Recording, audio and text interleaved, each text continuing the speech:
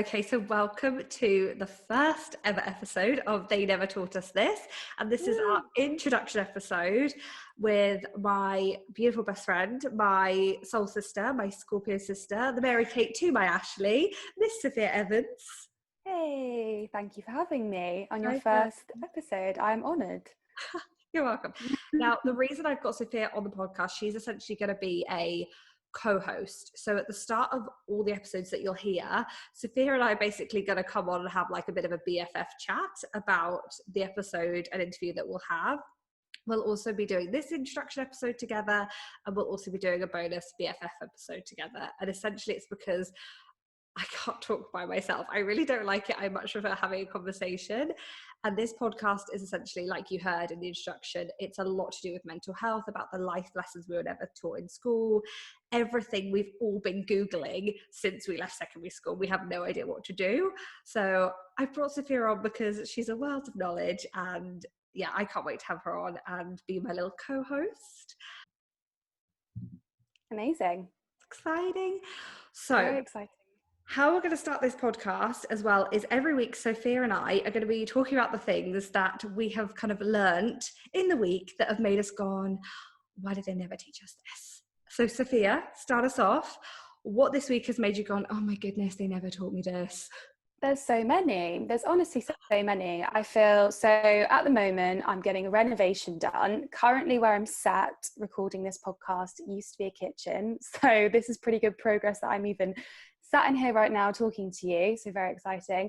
But oh my gosh, in terms of builders and just dealing with kind of planning and budgets and, you know, dealing with how drains run outside and how electrics connect up in your house, living through a renovation, although very exciting, there's lots of things that I wish I had been taught when I was younger, because I just don't think that I appreciated how challenging living through a renovation and also project managing, I suppose, all these builders. It's just something that you're sort of not taught. And although I do a bit of project management in terms of my work stuff, I think it's slightly more different when it's your home at the end of the day. And I was wondering why I was actually getting so stressed about making very small decisions with the house. And actually it's because at the end of the day, your house is your nest, isn't it? And that's your kind of, we go back to sort of animalistic and nature, your home is your kind of cave, and that is your security and your safety blanket. So when that's kind of, you know, not what word am I looking for, just kind of like not as normal and done and put together, yeah, it definitely affects me as well. I think especially I'm a nester, so it definitely has affected me quite a lot. And I just wish, you know, potentially that when we were younger, we'd learned a little bit more about budgets and managing some extent. So that probably, I've got about a million tiny things within that I'm struggling to think of everything right now. But as an overall, they never taught us this. That's a huge one for me this week. I think it's like the living in the reno. Like I'm Sophia's the same as me. We can't deal with like mess and chaos and not knowing what's going on in our home. Like the anxiety is like next level. And Sophia and I have FaceTimes quite regularly. And oh my God, like I couldn't live in a reno, babe. I don't know how you've done it. I don't know how I've done it, honestly. Like, if people are watching this rather than just listening to it, I'm sat on a lovely couch. You just wouldn't even believe that this was the same place, but it is.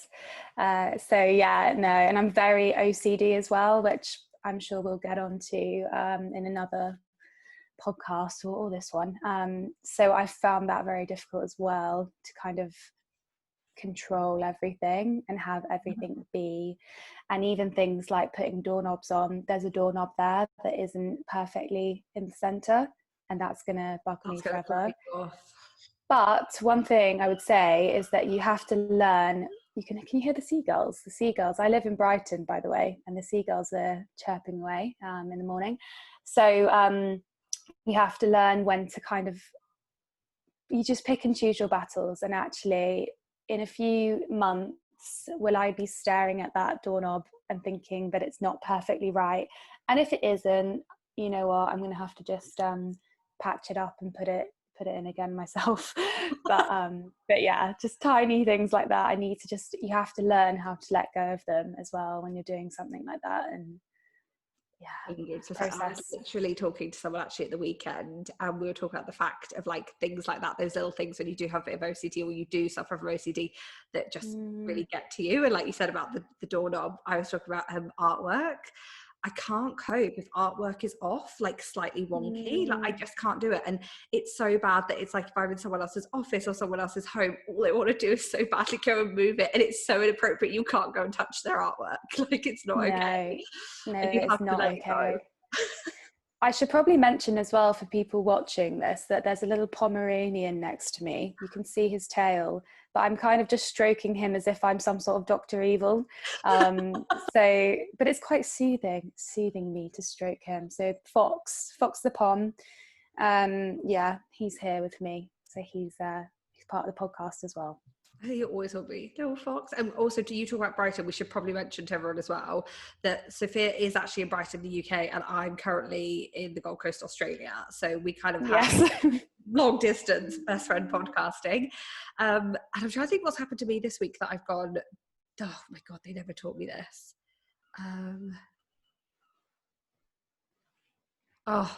The eyelash curler. I'm going to have to go with the eyelash curler. So essentially, I love my eyelash curler. I have used it for years, and I'm sure every woman out there will relate to this. When you have your eyelash curler and you get it in the wrong position, and it actually squidges the skin above your, like on your eyelid, and it pinches, and then it makes like a puffy bump, and your eyelash looks worse than before you put the curler on. So I did that earlier, and now my eye actually feels super puffy and a bit sore, and I don't think it's gone down since this morning. I wish they taught me how to use an eyelash curler. Not gonna lie. I have a confession. No, I actually have a confession that I've never used one, an eyelash curler. Have you not? I've never used one because I've never been taught how to use it. I've never used an eyelash curler. I swear on my life, never used one. Oh I'm too scared. I'm too scared to put my eyelashes in there and clamp them in. Yeah. I've never known how to use it, so I've just never used it. See, I'm trying to think where I learned, and now you saying that, I'm like, I think it was probably YouTube or something. I didn't know you'd never used one though. I thought you would be always use one. People would think that. Another thing that is a misconception is I never do winged eyeliner. I can't do that either. I can't do winged eyeliner, and I can't do curled eyelashes. Oh my God. I'm even shocked. Yeah. I'm like, I didn't know this about you. You didn't know that. You're learning about me. And like things they never taught us, putting winged eyeliner on. And we didn't have YouTube when we were teenagers. We didn't have all these hacks and TikTok now and stuff like that, which shows you like, if you just get like a fork and you paint on the fork and you print it on your eye, like all that weird stuff. Like we didn't have any of that. So now I was at uni when YouTube was out, and I did it using a YouTube video, but I must have been like, what, 20?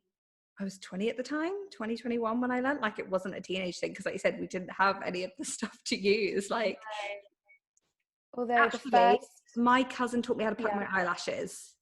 My cousin actually taught me how eyelashes. No, not your eyebrows. So, oh my God, if she's listening, she'll be like, I did not teach you how to do that. She's a beautician. Sorry, George. She taught me how to pluck my eyebrows. And in all fairness, since she taught me as a teenager, I've always had pristine eyebrows, and people comment on them, and that's because she taught me how to do them. So people talk about the lockdown brow. I did not suffer the lockdown brow, and I owe my cousin for that. So I had a good lesson on my eyebrows, but not quite the same. So my mum basically said to me, just do not pluck your eyebrows. I was never allowed. And I have quite bushy brows. I feel like they're more tame now, but when I was younger, she would hide all the tweezers in the house and literally never let me pluck my eyebrows. And so I used to put foundation in my eyebrows to try and reduce them, so that they didn't look. And if you look back on pictures of me, I have no eyebrows. But now actually that was a good thing that she taught me, because now obviously bushier brows are in, and now I have bushy brows And actually, when I look back on photos of myself as a teenager with more full brows, I'm actually really happy. Whereas some of my friends, they are like, oh God, I literally had the like really skinny eyebrow because they just plucked away too much. Oh God. So I'm thankful for that lesson to not pluck. And I think if I had kids, I would just never let them pluck their eyebrows. Either. No, I wouldn't even let them touch them, and they'd probably hate me for it, because probably the trend will be like skinny brows again, like the 90s brow will come back. Oh God, the 90s brow. And like, talking about your mum for a second, this kind of leads on perfectly, because I would love you to show everybody actually how we know each other and actually how we met, and it has a very big thing to do with your mum and my mum. Yes. So, well, we met when we were in the womb still. Is that like a weird thing to say? We're not twins. But we our mums basically met. Was it at prenatal? It was basically like the pre-pregnancy. Were they prenatal classes, antenatal classes? Antenatal classes. Yeah, so like before you have the baby, basically you make some mum friends, and they were friends. And then we were born only like days apart in the same hospital, so we basically met when we were like first born, basically. And then our mums were best friends. I say were, as my mum sadly passed away, which again I'm sure we'll get onto. But yeah, they were best friends, and then in turn obviously we were best friends, which was amazing, because they would kind of obviously meet up and have coffees or wine or whatever, and Alex and I would just play and like just do silly things and basically be best friends for our whole life. So yeah, that is basically how we know each other.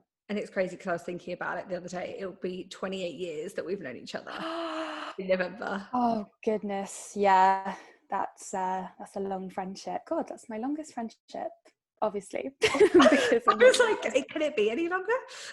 No, it could not be any longer.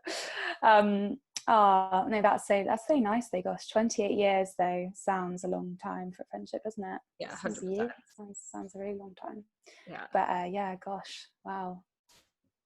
Crazy. I know. And we've been through so much in those 28 years. And, you know, Sophia, the reason why I brought her on is obviously we've got such good friendship. We've been through so much together, and we know each other kind of inside out. Like, we are those people that whenever we're in those really bad panics, it's usually the people closest to us that are like, call Al, call Sophia, and we're on the phone to each other because we kind of know each other inside out. And again, we've been through so much. We both know what's happened in our lives. And, you know, it's almost a strange relationship to have, because I don't think lots of people have that person. No, and I think that when you were telling me about this podcast as well, I feel that what we want to try and be is that person for everyone. And I think that you know, even if you are lucky enough to have a friend like this, it's still nice as well to hear from other people like us and their perspective. But if you don't have somebody like this, maybe you have close friends but not somebody that you could tell every tiny thing to, because not everyone feels comfortable to share very, very personal things that have happened to them or affected them. So I feel like this is a good space to basically, you know, you're completely normal, we all feel this way, we all wish we'd learn a little bit more about this, or, you know, we've all made mistakes as well, we've all kind of gone through difficult times. And I think that hopefully this podcast will be something relaxing to listen to, and will make everyone just feel sort of comforted in that everyone's going through things, because I've definitely been through things before, listened to a podcast about it, about people speaking about it, and been like, oh, I'm actually completely normal, and lots of people have gone through this before, even if to me it seems like the weirdest thing ever, you know. The end of the world, isn't it? And like you said, like basically anyone that's listening or watching, welcome, you're part of the gang now. Like, you're not alone, it's completely normal. And I always like to say, like, if you're going through something, someone else has already gone through it, someone else is probably going through it right now, and someone else will go through it in the future, so you're never alone with it. And like you said, if you have close friends but you don't feel comfortable talking about it or sharing it, this is where you can. Like, there is literally, this is the judgment free zone. Like, I think Sophia and I probably covered most things under the sun that could happen, and we're still here. Mm-hmm. I don't think there's anything, I don't think there's anything else we could have talked about, whether it's happened to us personally or we've just spoken about things. I feel like, I don't know if there's any topic untouched, although you didn't know about the eyelash curler, so Yeah, I know. maybe we'll learn some things along the way as well. But I would love you as well to tell us a little bit like more about yourself and your kind of mental health journey, because, you know, you've gone through so much in your life. So I'd love you to tell us a little bit about, you know, what you've gone through, how you help yourself, that kind of thing. Mm-hmm. So I've basically always had anxiety. I had anxiety from as young as I can remember. I was diagnosed with anxiety when I was around 10 or 11. It was basically, my parents sort of deemed it to be the transition between, I was at quite a small school in a village. That's another thing about Alex and I. We both grew up in kind of small villages in England. And my parents seemed to think that it was the transition of going from a small village school to basically it was one of the biggest schools in my area. But actually, I'm not sure it was that. I think that what happened was I'd always sort of had anxiety, or definitely from a really young age. And 11 was one of the first ages where I could articulate how I felt properly, because I remember having it so young that I used to describe it in really weird ways. Like, I would say that things would feel like they were speeding up. That was the way that I used to describe it. And knowing now, that was actually a panic attack that I was having. But I only had limited language to talk about mental health because I was so young. So I would say it feels as though things are speeding up. Or sometimes I would say it felt like I had swallowed, I used to say like it was like I'd swallowed paper mixed with water, like almost like a thick paste or Like something. those Clumps, yeah. right? And I used to describe it to my parents as like, I feel as though I've swallowed clumps. And now, knowing, you know, anxiety, I must have, you know, had that sort of, I guess, like horrible butterfly feeling that you sometimes get with anxiety. And my parents honestly thought there was like something really wrong with me. They thought, you know, that something medical, I mean, not that anxiety isn't medical, but they thought something physical was wrong with me. So they took me to the doctors and they ran so many different tests on me and basically deemed that I had anxiety. So I was basically diagnosed with anxiety. And my parents, neither of them had ever suffered with anxiety before. So I think that was quite challenging for them to understand, especially as it was happening to me at such a young age. And I went to counselling about it very, very young, where they gave me strategies for anxiety and also OCD, which OCD as well is something that I'm actually really just dealing more with now. So I'll sort of get onto that in another episode, I think, because I'm not quite ready to even like speak fully about that yet. Because yeah, I have like some what I would deem strange symptoms and things with my OCD.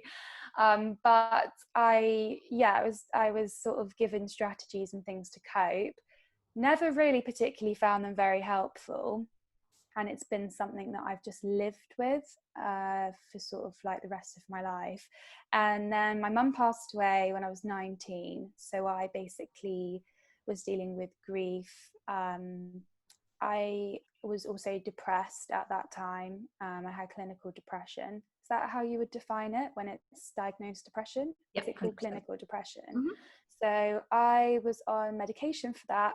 But I think generally I suffer with anxiety. I think the reason that I was depressed, I went through depression, is because an event sort of triggered the depression. I kind of recovered from that within sort of 2 years of my mum passing away. But it was just such a shock, I think, because it happened so young. My brother was really young as well. And yeah, ever since I've kind of, as I'm getting older, the anxiety's not going away. Definitely not. I think I'm going to have to just learn to live with it, but it's just finding better ways that I can cope. So some of the things that actually work well for me now are actually herbal remedies. Yes, your herbal So remedies. yeah, so I've started taking hemp oil, which is actually a fairly new thing. I started taking that at the beginning of lockdown and coronavirus. Does that help? Um, for me, it did help, but my friend tried it and it made her feel really sick. Really? So yeah, she didn't get on with it. So I feel like, yeah, you know, but it's worth a try. You know, it's quite relatively inexpensive, but that actually really helped me. I was in a very, very anxious place and it just helped me bring myself back down to neutral. And I also take at the moment melatonin before I go to sleep, which I don't want to get in the habit of always taking melatonin, but occasionally I'll go through periods where I feel I need the melatonin. And that's definitely helped. But for me, things like guided meditation don't always work that well because I feel that I'm almost feeding my anxiety, because in my head I'm like, well, I'm only doing this guided meditation because I feel anxious, and it gives my anxiety energy to feed off. So sometimes that actually draws more attention to it, so I almost need to find different things that relax me personally, like reading a book or putting some lavender scents on. Lavender, anything with scents really, really helps me. And actually is it called the grounding theory, where if you are feeling really anxious, you sort of find 5 things that are blue around Yeah. you, and then you sort of, what can you feel, what can you smell, what can you taste? That really helps me Mm-hmm. to sort of bring me back to center and to neutral. Yeah, and we're very similar with this, with the anxiety, that we have a lot of conversations about our anxiety because we both suffer from it. And it is, we've kind of accepted the fact, or we're learning to accept the fact that it's probably always going to be around. Like, Mm-hmm. and it's more of a case of managing it rather than going, I wish you were gone, I wish you'd just disappear. It's more about us going, okay, well, how can we manage it? What do I need today? Because like you said, there are things that work for you that don't work for someone else. And I'm the same with guided meditations. Oh my God, no, no, they do not help. Like, guided meditations don't work for me, but I've But they had do for some friends. people. Yeah, I was Mm-hmm. looking for friends and clients. They are the dream. So I totally think if they're going to work for you, use them. But, I think day to day as well, some things work, some things don't. Like, today has been a terribly, terribly anxious day. Like, it's just been really, really bad anxiety wise, like to the point that I was like, I need to call like my sister to calm me down. Like, I'm feeling really overwhelmed. But I find that today talking has worked. Like, now I'm super good. Whereas, 2 hours ago when I was like, I don't know what to do, I couldn't find the thing to calm me down. And I think anxiety does do that. And I think often anxiety people, they don't really necessarily understand that, like, it just sometimes is there throughout the day and there's not a purpose or a reason behind it. It's just there and we can't help it. Mm-hmm. Yeah, that people that don't suffer with anxiety in my life find that really confusing, where because another thing you should know about me is that people wouldn't know. So friends of mine that don't know me really, really well, they wouldn't know that I had anxiety actually. And I think them listening to this, they'd be quite surprised, because I'm actually a very, very relaxed, zen kind of person. From the outside, I'm very sort of calm sounding, but I am a calm person, and actually, like, my calmness and my anxiety are sort of like two different things. And sometimes I can feel really calm in my head and actually I'm not worried about anything, but I've got anxiety in my stomach. Like, I've got those horrible anxiety butterflies, and I'm like, why am I so relaxed and I'm actually calm and I'm not worried about anything, but I have this anxiety. And then what that does though is, throughout the day, if things do happen that slightly overwhelm me, or something happens that I feel slightly worried about, it just gives my anxiety fuel to basically, it triggers, which I just have to basically just work on. And again, like you, I find talking does really help. And the hemp oil does sort of like, it relaxes me enough for me to, for my rational side of my brain to say, actually, do you need to worry about this? No. And I do quite like the worry tree, which if you've ever done cognitive behavioral therapy, you may know about. And it's basically, imagine sort of a tree that kind of feeds down, and it's kind of like talking about the worry. Is there something you can do about it? And if the answer is no, basically you need to just let it go. If the answer is yes, you sort of go through the process. Okay, well, what can you do about it? And then try and do something positive towards that negative feeling, or something that you can do an action on, and then, you know, work through that. But then you may get to the point where you've done something but you can't do anything else. If you can't do anything else, then you have to let it go again. Yeah. So for example, worrying about things that are outside of your control is something that I really struggle with. But if it's outside of my control, all I can do is basically, you know, put positive vibes into the atmosphere, and other than that, I can't do anything about it. So there's no point in me worrying about it. Yeah. Which, yeah. And that's exactly what was me today. It was all these things out of my control that I had no control over. Like, I essentially have to sit here and wait. And I'm not a particularly patient person. As a teacher, I'm highly patient. I can go for days being asked the question why by a child over and over again. I'm incredibly patient. When it comes to my own life and things, I can't do it. I'm so like, I need it now. I need it to happen. I need it now. Why isn't this happening? And I get so anxious about it.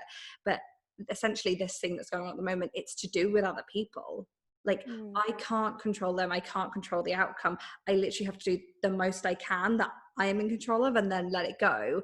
But again, us talking about it is a lot easier than us actually going, okay, yeah, I hear you. Because anxiety is going, but why? Like, why can't it happen? So 100%, I love the idea of the tree. Actually, I've never heard of that one, and I actually really Have like you that. not? No, I love it. Yeah, it's really nice because you're kind of like flowing down the tree, and then if you think rationally, you're like, can I actually do anything about this? No, then you let it go. You have to let the worry go. If You it's no, just you let let it it go. fly into the air, and it's gone. Because actually, that, to you, if you can't do anything about it, that worry is wasted energy. There's no point in having it. And I know that's easier said than done, but if you just repeat the exercise over and over again and be like, is there anything you can do? No. But sometimes you'll surprise yourself. Like, there will be things that you can do. So for example, I have a situation at the moment where I'm sort of worrying about, let's just say, people like that don't necessarily get on.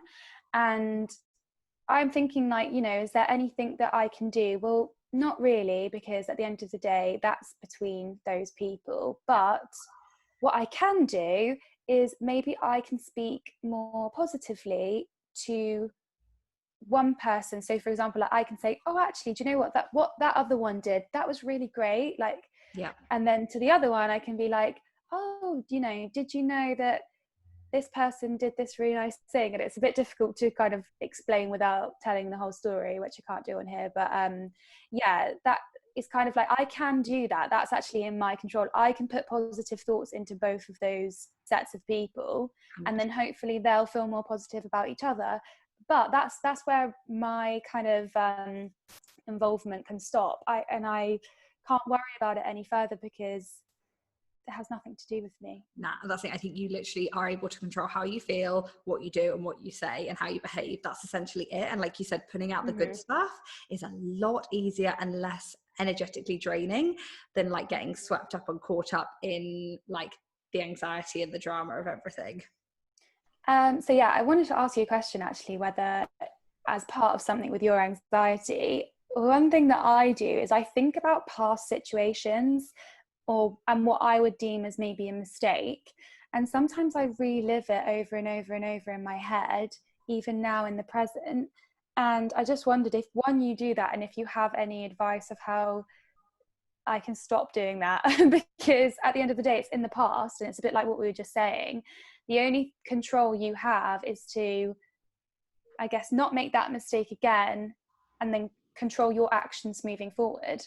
But also, like, mistakes are just part of growing as a person. And something I would deem as a mistake for myself, you might even say that wasn't even a mistake, but for me, you know, it feels as though some things were. So yeah, I was just wondering if you get that and what you do. Yeah, annoying as it is, I have that too. Like, and it's like you go back and you look over that situation or that conversation that you had with someone, and you focus on what you deem as the mistake, and you like go over it and over it and over it. And sometimes it'll be like, as ridiculous as it will sound to some people, sometimes it'll be years ago that it's happened. And I'm like, oh, but did I mean to say that? Did I mean to do that? Like, for me as a teacher, I've actually learned to see it as the past version of myself as almost like a kid. Because would I get annoyed in the classroom at one of my kids if they've made a mistake? Would I beat them up over it and be like, what on earth did you do? Like, Jimmy, like, you stupid child? Obviously not. I could never ever say that to poor little Jimmy. That would make me a terrible teacher. So I would just be like, hey, like, buddy, it's okay. Like, we made a mistake. What do we need to do next time? Like, it doesn't make us any less of a person. Like, so I kind of choose to speak to myself or look at situations just like a past version, like a younger version of myself. And I choose to kind of teacher myself, if that makes sense, and talk to myself in that way of like, hey, like, Al, yeah, we made a mistake. By the way, babe, that happened 10 years ago. You can let it go. Yeah, I know. Why do we hold on to things? Yeah. Oh my So goodness. that's essentially So annoying. So annoying, but that's essentially what I do. And it works really well, like, especially like for everybody that will know, I am single. Sophia is with a lovely partner, and Beyonce. I know, I was like, can I say? I was like, Sophia's engaged. Very Yeah, exciting. I'm recently engaged, so I'm very happy about that. Yay. But one thing I find actually that this pops up a lot with me is dating. Like, for some reason, I'll go back to like 2013 when I dated that guy at uni, and I'm like, why on earth did you say or do that? But I'm currently, seeing this person or going on a date with this person, but for some reason my head's going back there, and I'm like, okay, babes, we've let that go. That was 2013. It's 2020. We're in a pandemic now. Let's move on. We've got other things to deal with. And it's kind of like, you know, I treat myself a bit like a child and go, okay, we've learned our lesson. We can let that go. Let's move on to the future. And, you know, I have to, it's a rare thing for me. But when it does happen, I'm like, oh, we've gone really, really back. Like, yeah, sometimes you go really back, 100%. Yeah. So that's how I essentially have dealt with that one, if it helps. But that's, I think, from my teacher training, like, I would never ever speak to a child like that, so I certainly don't want to speak to myself that way either, because I love that. I actually find that really helpful. I think I'm going to actually do that, because, and then all you can control, like we said before, is your actions moving forward. So just don't do that again. If it made you feel so bad, just don't do it again. And then you're fine. And also the thing is with just stuff like that, is the person that, like, I don't know, you said something to and you're like, oh, why did I say that, or whatever, they're not thinking about it now. They don't care. And like, because at the end of the day, everyone just really cares about themselves. 100%. So, let's talk about this. Have you seen that meme about the it's something like, oh, I like to fall down 8 times, but I'll do it a 9th just to make sure that I've really learned my lesson. Yeah, I haven't like seen that, but I can relate. Yeah, it's literally like we do that. It's like, we'll go, okay, right, I've made the mistake. You're like, okay, we just won't do it again. But then we trip ourselves up going, okay, we'll just do it again. It's like, you don't need to do it 9 times. Like, we know we've done it once, you know, it's not going to happen again. Yeah, I feel as well like everyone makes mistakes, and yeah, you just need to let them go and be like, whatever, it's fine. It is what it is. It's life. Yeah, it's life. So that's essentially kind of your kind of mental health journey in a nutshell, with the kind of things that you've gone through and, you know, the things that you've experienced. And I wanted to briefly just touch upon and give kind of parts of my story so people understand again where this podcast has come from, because you helped create the name of this podcast as well, didn't you? We were in Brighton, you were here. It was before no, I don't know, it was around Christmas time. It was a Christmas time. So essentially this podcast was something that I've been thinking about as a while, because I have been a primary school teacher. Oh God, when did I start training? When did we go to uni? 2011 we went to uni. So I was training for 3 years, and then have been teaching ever since. And a lot of the things I noticed as a primary school teacher were there is heaps in the curriculum that just isn't talked about or isn't discussed, that are like vital life skills and social skills and mental health skills and emotional health skills that just aren't there, and they're not being taught. And it came to a point back in 2018, I believe it was, when the school that I was working at in Sydney, we very sadly lost our principal. He passed away really, really quickly. It was super unexpected. And I essentially was just like, oh my gosh, I was like, I now have to tell these children that this person that they love isn't coming back. And I've experienced lots of grief in my life over the course of about 10 years. I think I worked out, I've lost 7 people, and that's friends, family members, people I've worked with. And I went, I don't know how to grieve.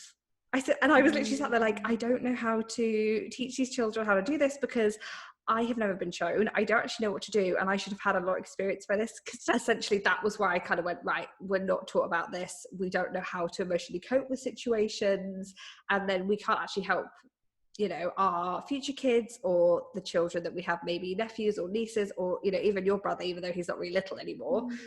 He's a teenager, but, it's all these things. And again, like you, I grew up and I had really bad anxiety as a kid, and I had a lot of body image issues as well from a very young age. I started developing quite early. My period arrived earlier than all my friends. I was still in primary school, so it was just one of those things that the body became a really big thing that I was focusing on, because I was a lot bigger than all the other girls. I had the anxiety, and then on top of that, the grief came in. The grief, I think, started around when I was 15, when we lost my friend in a car accident. That was when it started to get really bad. And with that, the anxiety got worse, as it would, because no one likes to lose your friend. And if you are someone that's ever lost someone, or a friend or a family member, I am sending you the biggest virtual hug, because we both know what it's like. It's really tough. I actually was thinking about this the other day when we were talking about this, that I actually did have a lesson on death in school.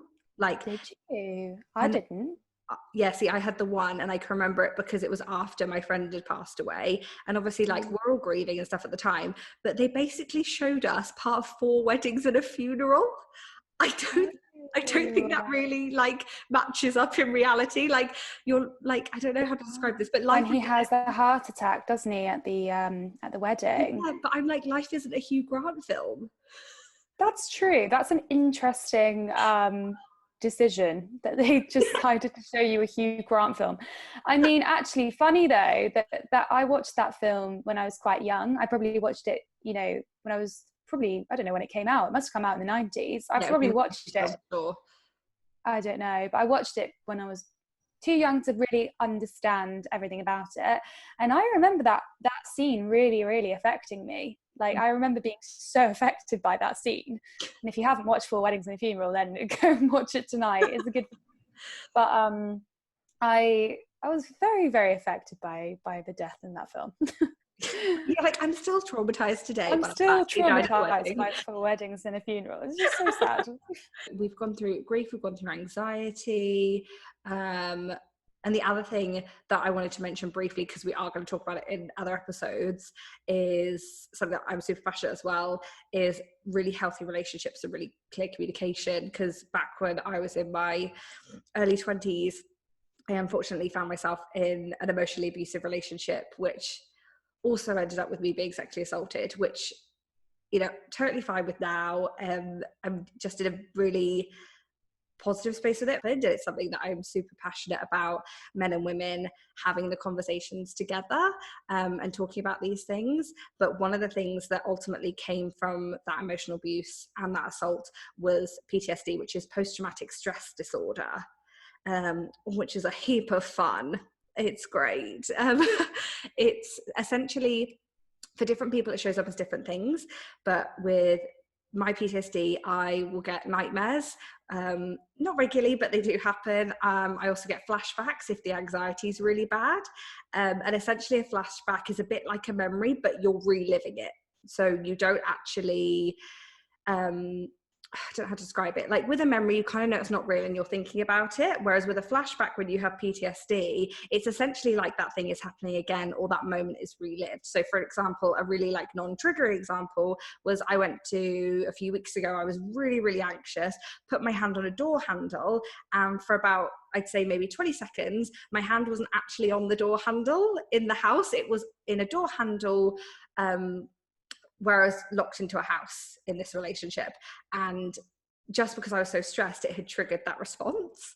PTSD is actually something that is far more common than we think. So if you are having any of these symptoms that you're going, oh my gosh, I actually have that, it's actually super common. It's just not diagnosed that well. So actually I've had it for the past 5 years, and I only got diagnosed back in October, because of a situation where I found myself being confronted by that person. So the person that had caused me this, I don't want to call it pain, but essentially had been part of the abuse and the assault, I came kind of almost face to face with, and that essentially brought everything up. And because I've been dealing with anxiety and grief and it had accumulated, my poor little body has gone, we can't cope with all this, so I'm just going to pop it down here for the past 5 years until you're kind of ready. So that's been something that I've been dealing with not that long, really, probably for the past 9 months. But I'm in a much healthier place with it. It is actually such a relief to know that my symptoms and the fact that I find certain things hard are actually PTSD, and not just because I'm a bit weird. Like my head is completely normal. It's a completely normal reaction to have. And again, this is just something that I wanted to bring on because it does get better. And I want women to be able to have this conversation with, you know, the people that they're dating. If you're single with PTSD like me, one of those things is communication, having the conversations, and, you know, talking to your friends like we're doing now. You know, I didn't tell anybody for years what had happened. I didn't discuss it, and I lived with these symptoms of the PTSD undiagnosed, and it actually made things really, really hard. Now life is so much easier because I'm able to, like you said about your anxiety as a kid, once you're able to voice it, I can happily tell people, and I can, you know, say to people, hey, you can't touch my neck, do you mind just going to my shoulders, because, you know, that's gonna possibly trigger me. Like, it's much, much easier. And, you know, yeah, I think it's just something that for women out there, it doesn't ruin your life, it doesn't make you tainted, it doesn't make you broken. It's actually something that makes you a hell of a lot stronger, and it's nothing to be ashamed of.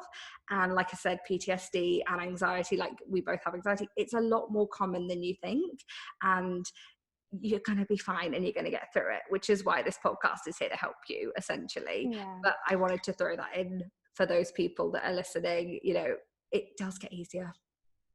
And I think that's very brave of you to speak about that. And I think that you speaking will definitely help people. And that's the thing that, again, with this episode, any of these things that have come up and we've talked about in this episode, there are people out there for you. Like, there are people that will listen. There are healthcare professionals. There are people like myself who are mental health mentors.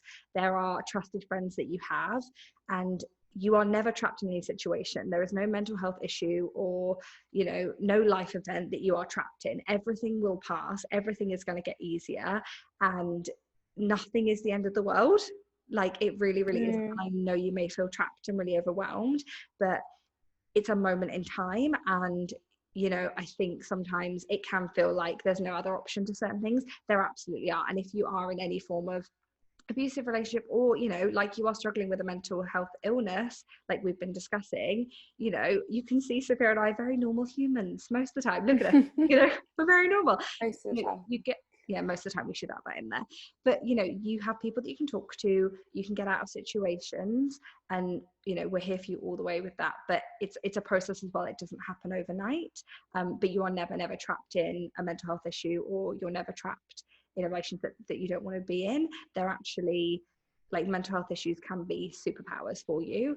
And those terrible relationships, or, you know, if you're in toxic workplaces where there's also abuse in the workplace, they actually can be used for something so incredible in your life. But it's about getting you safe first. You are the most important person.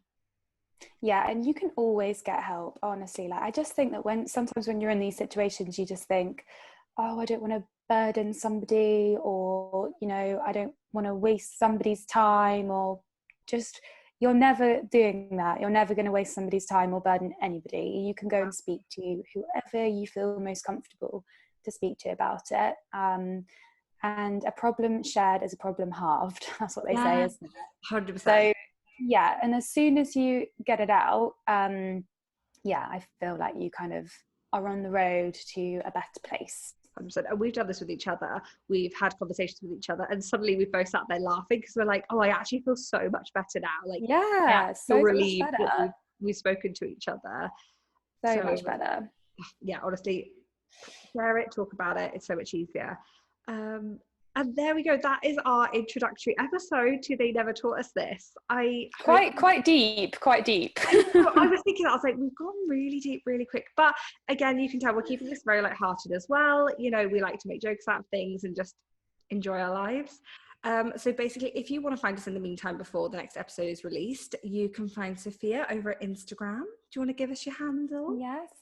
My handle is Sophia CC Evans. CC is my initials. So I guess Alex can put it in the show notes as well. I've never publicised my Instagram before, so go and follow me there. I said to Alex, maybe I'm going to be famous after this. Famous. And you can come find me over at Alexandra and Miller on Instagram and Facebook. And you can also find the podcast over on Instagram at They Never Taught Us This. Oh, I didn't know there was an Instagram. Did you Am I following it? Am I following it? Probably I am.